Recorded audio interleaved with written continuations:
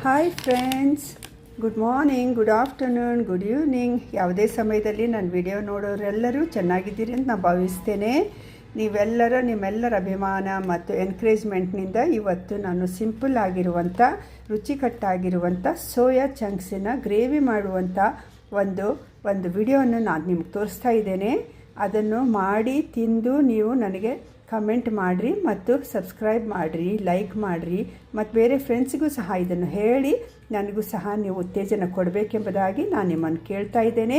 ಮತ್ತು ಇವಾಗ ನಾವು ಇದನ್ನು ಸೋಯಾ ಚಂಕ್ಸ್ ಯಾವ ರೀತಿ ಮಾಡೋದು ಅನ್ನೋದನ್ನು ನೋಡೋಣ. ಸೋಯಾ ಚಂಕ್ಸ್ ನಾನು ನ್ಯೂಟ್ರಲ್ ತೊಗೊಂಡಿದ್ದೇನೆ. ಈ ರೀತಿ ಇರೋದು ಸೋಯಾ ಚಂಕ್ಸು.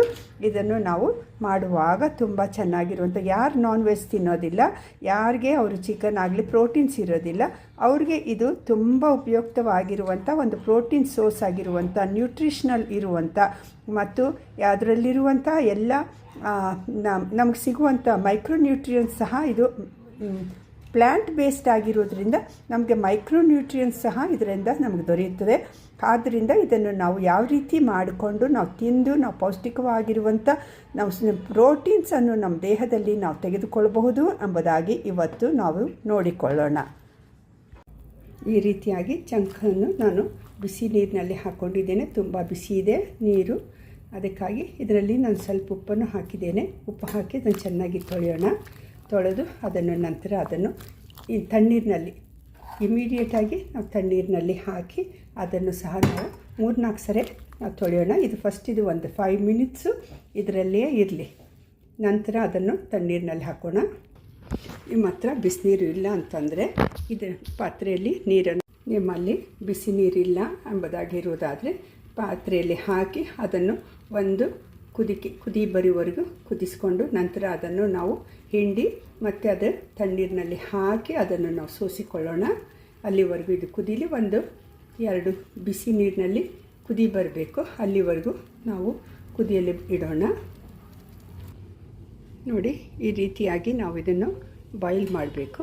ಬಾಯ್ಲ್ ಆದರೆ ಇದನ್ನು ಇವಾಗ ಹಾಗೆ 5 ಮಿನಿಟ್ಸ್ ಅಷ್ಟೇ, ಜಾಸ್ತಿ ಮಾಡಬಾರ್ದು, ಯಾಕಂದರೆ ಅದು ಗಟ್ಟಿ ಆಗಿಬಿಡುತ್ತೆ. ಇದು ಬಾಯ್ಲ್ ಆಗ್ತಾಯಿದೆ, ನಿಮ್ಗೆ ಕಾಣ್ತಾ ಇದೆ ಬಾಯ್ಲ್ ಆಗ್ತಾಯಿದೆ. ಇದನ್ನೀಗ ಆಫ್ ಮಾಡ್ತೀನಿ. ಇದಾಗಿ ಇಮಿಡಿಯೇಟ್ಲಿ ನಾನು ಅದನ್ನು ಕೋಲ್ಡ್ ನೀರಿಗೆ ನಾನು ಟ್ರಾನ್ಸ್ಫರ್ ಮಾಡ್ತೀನಿ. ಹಿಂಡಿ ತೆಗಿಬೇಕು. ಅದು ಕೋಲ್ಡ್ನಲ್ಲಿ ಹಾಕಿ 3-4 ಸರಿ ತೊಳೆದು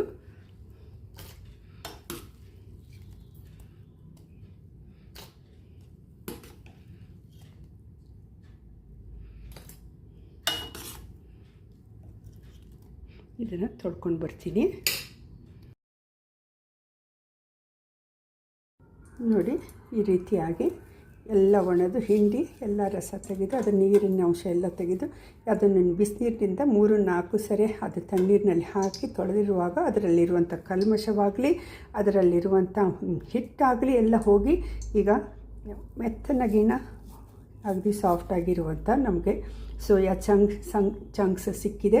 ಅದನ್ನು ನೀವು ನಾನ್ ವೆಜ್ ತಿಂದೇ ಇರುವಂಥವ್ರಿಗೆ ಇದು ತುಂಬ ಪ್ರೋಟೀನ್ಯುಕ್ತವಾಗಿರುವಂಥ ಒಂದು ಆಹಾರವಾಗಿದೆ. ನೀವು ಇದನ್ನು ಬಹಳ ಪ್ರೋಟೀನ್ ಇದೆ. ಇದನ್ನು ನೀವು ಮಾಡಿಕೊಂಡು ಯಾವ ರೀತಿಯಾಗಿ ನಾನ್ ವೆಜ್ನಲ್ಲಿ ಮಾಡ್ತಾರೋ ಆ ರೀತಿಯಾಗಿ ನೀವು ಇದನ್ನು ಮಾಡ್ಕೊಳ್ಬೋದು. ಈಗ ಒಂದು ಪಾತ್ರೆಗೆ ನಾನು ಎಣ್ಣೆ ಹಾಕಿದ್ದೀನಿ ಸ್ವಲ್ಪ. ಮತ್ತು ಅದಕ್ಕೆ ನಾನು ಮನೆಯಲ್ಲಿರುವಂಥ ತುಪ್ಪನೂ ಸಹ ಹಾಕ್ತಾಯಿದ್ದೇನೆ.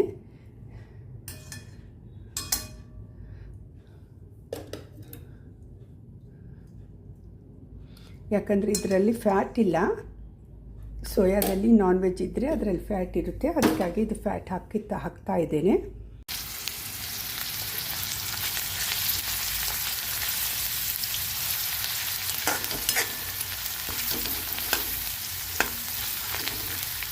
ಇದೊಂದು ಸ್ವಲ್ಪ ಕಲರ್ ಚೇಂಜ್ ಆಗಲಿ, ತುಂಬ ಕೆಂಪಾಗೋದು ಬೇಡ.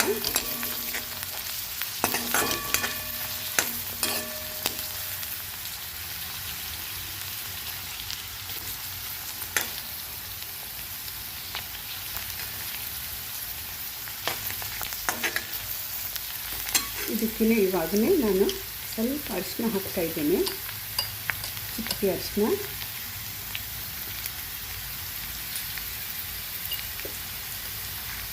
ಅರಿಶಿನ ತುಂಬ ಆರೋಗ್ಯಕ್ಕೆ ಒಳ್ಳೆಯದು.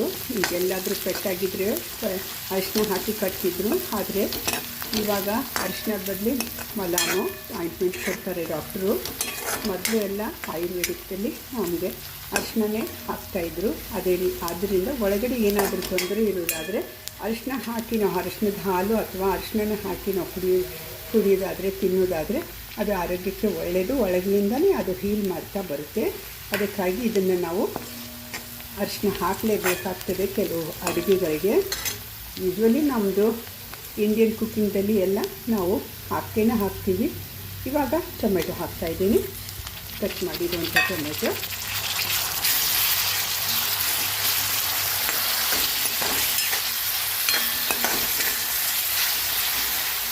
ಇದೊಂದು ಸ್ವಲ್ಪ ಮೆಚ್ಚಿ ಆಗಲಿ, ಅಲ್ಲಿವರೆಗೂ ನಾವು ಮಿಕ್ಸಿಯನ್ನು ಸ್ವಲ್ಪ ನೋಡಿ ಇವಾಗ ಮಿಕ್ಸಿ ಆಗ್ತಾಯಿದೆ. ಇವಾಗ ನಾವು ರುಬ್ಬಿಕೊಂಡು ಬಂದಂಥ ಮ್ಯಾಂಗೋ ಮಸಾಲೆಯನ್ನು ಹಾಕಿಕೊಳ್ಳೋಣ. ತೆಂಗಿನಕಾಯಿ, ಹಸಿಮೆಣಸು, ಅಲ್ಲ ಬೆಳ್ಳುಳ್ಳಿ ಮತ್ತು ಕೊತ್ತಂಬರಿಯನ್ನು ಸಹ ಇದಕ್ಕೆ ಹಾಕಿಕೊಂಡು ಬರೋಣ. ಇದು ಹಸಿ ವಾಸಿ ಹೋಗುವವರೆಗೂ ನಾವು ಇದನ್ನು ಹಾಕ್ಕೊಳ್ಳೋಣ.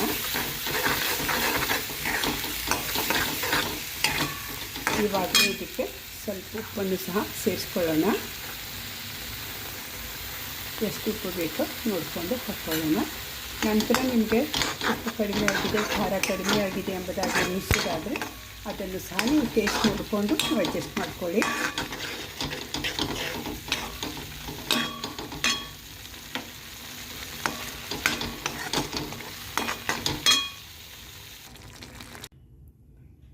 ನೋಡಿ ಇವಾಗ ಅದಕ್ಕೆ ಎಲ್ಲ ಹಾಕಿದ್ದೇವೆ, ಮಸಾಲೆ ಎಲ್ಲ ಮತ್ತು ಗ್ರೈಂಡ್ ಮಾಡಿದ್ದನ್ನು ಹಾಕಿದ್ದೇನೆ. ಹಾಕಿ ಅದನ್ನು ಕಲಿಸ್ತಾ ಇದ್ದೇವೆ. ಮತ್ತು ಒಣಸು ಸಹ ಅದೆಲ್ಲ ಬೆಂದ ಮೇಲೆ, ಈರುಳ್ಳಿ ಎಲ್ಲ ಬೆಂದ ಮೇಲೆ ಇದಕ್ಕೆ ಹಾಕಿ ನಾನು ಇದಕ್ಕೆ ಫ್ರೈ ಮಾಡಿಕೊಂಡು ಇದಕ್ಕೆ ಹಾಕ್ತಾಯಿದ್ದೇನೆ. ನಿಮ್ಮ ಹತ್ತಿರ ಹಸಿ ಬಟಾಣಿ ಇರುವುದಾದರೆ ಅದನ್ನು ಸಹ ನೀವು ಇದರಲ್ಲಿ ಹಾಕ್ಬೋದು. ಇದು ಆಪ್ಷನಲ್, ನಿಮ್ಗೆ ಇಷ್ಟ ಇದ್ದರೆ ಹಾಕಿ, ಇಲ್ಲ ಅಂದರೆ ಬೇಡ. ಈ ರೀತಿಯಾಗಿ ನೀವು ಇದನ್ನು ಸಹ ಹಾಕ್ಬೋದು. ಲಾಸ್ಟಿಗೆ ಹಾಕಿ, ಯಾಕಂದರೆ ಇದು ಬೇಗ ಬೇಯುತ್ತಲ್ಲ, ಅದಕ್ಕೆ ನಿಮ್ಗೆ ಎಷ್ಟು ಕನ್ಸಿಸ್ಟೆನ್ಸಿ ಬೇಕೋ. ಇದು ಚಪಾತಿಗೆ, ಪರೋಟಾಗೆ, ಅನ್ನದ ಜೊತೆ, ನಿಮಗೆ ಯಾವ ರೀತಿಯಲ್ಲಿ ನೀವು ಪುರಿ ಜೊತೆ ತಿನ್ನೋದಕ್ಕೂ ಸಹ ತುಂಬ ಅದ್ಭುತವಾಗಿರುವಂಥ, ರುಚಿ ಕೊಡುವಂಥ, ಒಂದು ಟೇಸ್ಟಿಯಾಗಿ ಬೆರಳು ಚಿಪ್ತೀರ ನೀರು ಅಷ್ಟು ಚೆನ್ನಾಗಿರುವಂಥ ಒಂದು ಸೋಯಾ ಚಂಕ್ಸ್ದು ಒಂದು ಕೀಮಾ ಟೈಪ್ ಆಗಿರುವಂಥ ಖೀಮಾ ಉಂಡೆ ಅಂತ ಮಾಡ್ತಾರೆ ನಾನ್ ವೆಜ್ನಲ್ಲಿ. ಆ ರೀತಿಯಾಗಿರುವಂಥ ಒಂದು ಇದು ರೆಸಿಪಿ ಇದೆ. ನೀವು ಇದನ್ನು ಮಾಡಿ ನೋಡಿ, ಟೇಸ್ಟ್ ಮಾಡಿ ಪ್ಲೀಸ್. ಇದಕ್ಕೆ ಕಮೆಂಟ್ ಮಾಡಿ. ಈಗ ನೋಡಿ ಇನ್ನೂ ಸ್ವಲ್ಪ ಬಾಯ್ಲ್ ಆಗಬೇಕಿದು, ಯಾಕಂದರೆ ಇವಾಗ ತಾನೇ ನಾವು ಪೀಸ್ ಹಾಕಿದ್ದೆವು, ಗ್ರೀನ್ ಪೀಸು. ಸ್ವಲ್ಪ ಅದು ಬೇಯಲಿ, ನಂತರ ಅದನ್ನು ತೆಗೆಯೋಣ ಮತ್ತು ಗಾರ್ನಿಷ್ ಮಾಡೋಣ. ನೋಡಿ ಬಾಯ್ಲ್ ಆಗ್ತಾಯಿದೆ.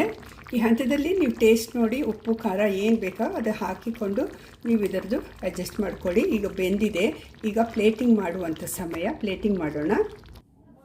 ನೋಡಿ ಎಷ್ಟು ತುಂಬ ಚೆನ್ನಾಗಿರುವಂಥ ಗ್ರೇವಿ ರೆಡಿಯಾಗಿದೆ. ನೀವು ಇದನ್ನು ಟೇಸ್ಟ್ ಮಾಡಿ, ನೀವು ಇದನ್ನು ಕಮೆಂಟ್ ಮಾಡಿ ಮತ್ತು ಸಬ್ಸ್ಕ್ರೈಬ್ ಮಾಡಿ. ಲೈಕ್ ಮಾಡಿ. ನಿಮಗೆ ಯಾರ್ಯಾರಿಗೆ ಇನ್ನೂ ಟೇಸ್ಟ್ ಇದು ಚೇಂಜ್ ಆಗಿದೆ ಎಂಬುದಾಗಿ ಹೇಳ್ತಾ ಇದ್ದೀರಾ. ಎಲ್ಲರೂ ನೋಡಿಕೊಂಡು ಸಂತೋಷಪಟ್ಟು ನೀವು ಟ್ರೈ ಮಾಡಿ ನನಗೆ ಕಮೆಂಟ್ ಬರೆದು ನೀವು ಸಹ ನೀವು ಅದನ್ನು ತಿನ್ನಬೇಕಾಗಿ ನಾನು ಕೇಳ್ಕೊಳ್ತಾ ಇದ್ದೇನೆ. God bless you. ನಿಮ್ಮನ್ನು ದೇವರು ಹೇಳುವಾಗೆ ಆಶೀರ್ವದಿಸಲಿ. ಇನ್ನೂ ಹೆಚ್ಚಾಗಿ ನನ್ನನ್ನು ಎನ್ಕರೇಜ್ ಮಾಡಿರಿ ಎಂಬುದಾಗಿ ನಿಮ್ಮಲ್ಲಿ ನಾನು ಅಭಿನಯಿಸುತ್ತೇನೆ. Thank you so much. Bye.